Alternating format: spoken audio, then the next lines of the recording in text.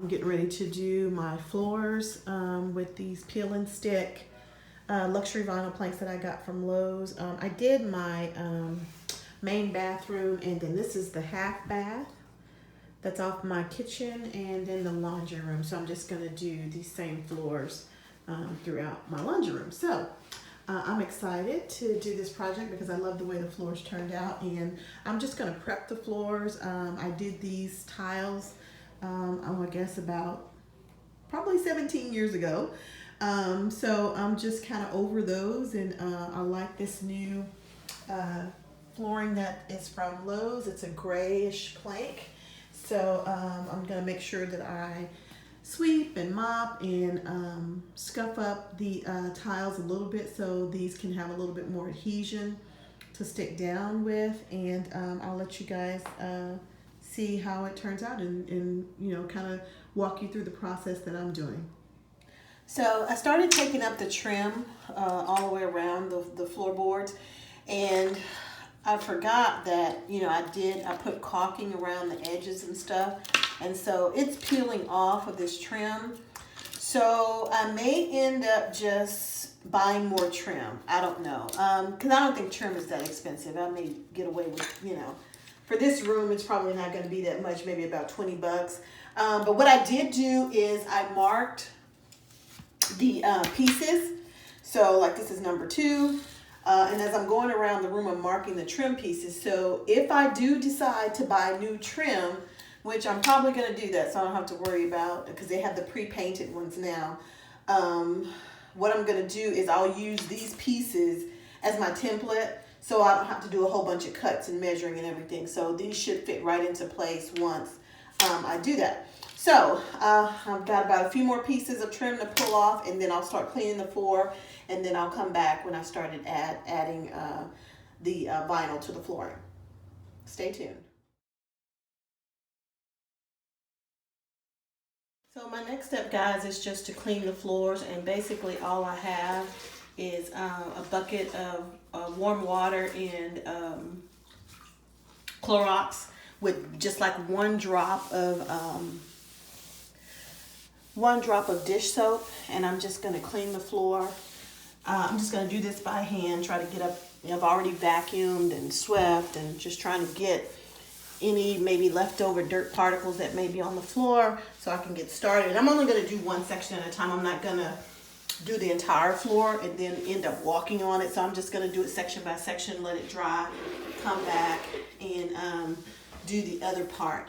The other thing that I wanted to say too is, like, I think what I'm going to do is I'm going to start in the middle of my room and work my way back towards the washer and dryer. That way, if I have any imperfections, I think they'll be hidden behind that way, and then go forward towards the kitchen and the bathroom, because I think that'll be a better way to do it if I do it that direction. I don't know. I just thought maybe it'll hide some imperfections if I mess up, and then when I get to the bathroom, it's a pretty square bathroom, so it should be okay. But I just figured starting in the middle and working my way backwards and then turning around and come forwards, and starting at this corner tip right here, it would make everything straight.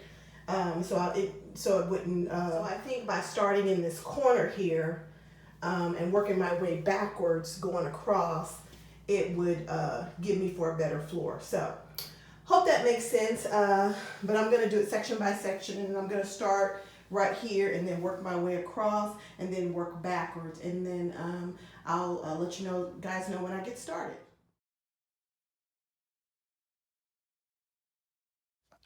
So I did a little bit of a dry fit, which that's what they told us to do, to kind of take a look at it.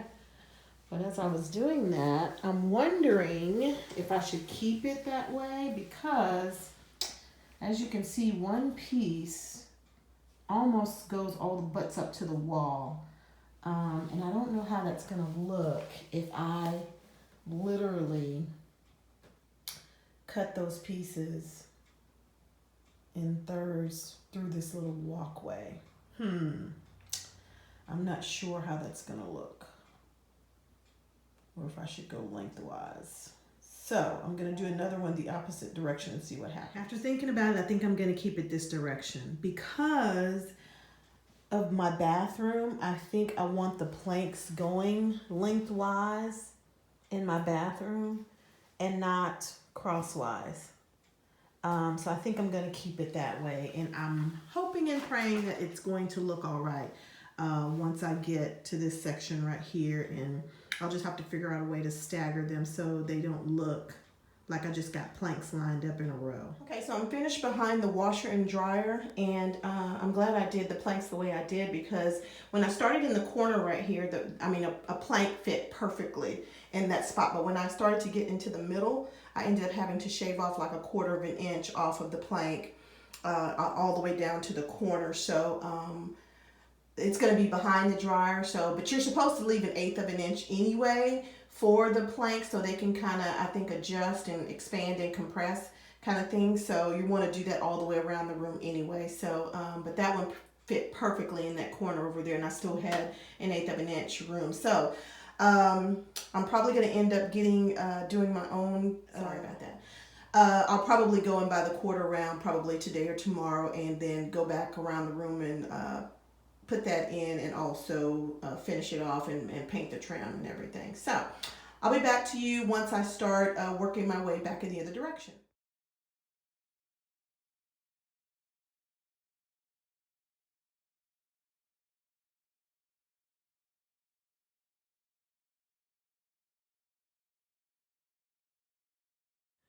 So guys, I loved how my floors turned out. I finally got the quarter round down, which took me a little bit longer than I anticipated, but I don't have a pneumatic nailer, so I was doing it by hand. But the floors turned out beautiful. I love it. And I'm thinking about doing it in my master bathroom as well, but I haven't really decided if I'm gonna do the same color or not. But anyway, hope you guys enjoyed this video, and hope you'll try one of these DIYs. Hit the subscribe button, and hopefully you'll catch my next video of something that I do to upgrade my home. Thanks a lot. Bye-bye.